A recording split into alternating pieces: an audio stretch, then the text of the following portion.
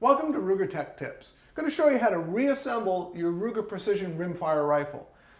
I've made sure that the rifle is completely empty. I've checked my chamber visibly and physically. I've also checked the magazine and my work area, so I have no live ammunition in the area. All you need is a couple simple tools, a soft-faced hammer. You will need a torque wrench set to 35 inch-pounds of torque and a 1/8 inch Allen bit. And of course a good pair of safety glasses.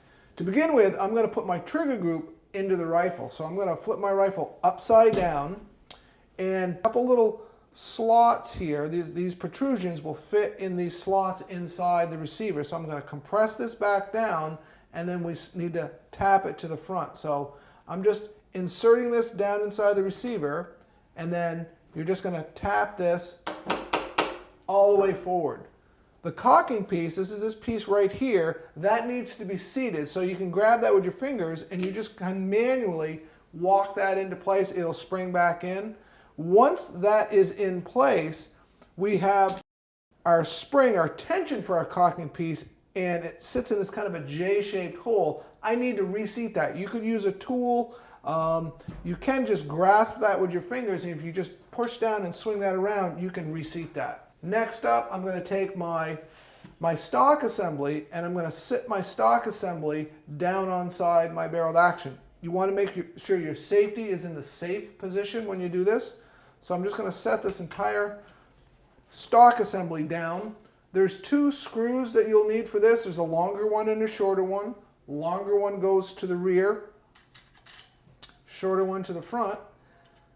And use your Allen wrench and just tighten those down and just make them, snug at this point.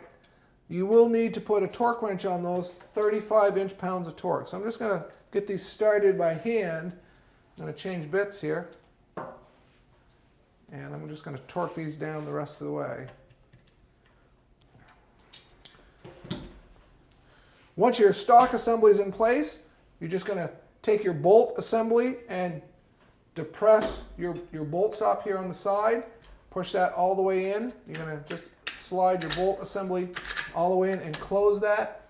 This little cover plate, which goes on behind the bolt assembly, the tip of it has this little tab, and it goes underneath the back of the receiver, and these two legs just kind of swing out around and then just snap into place.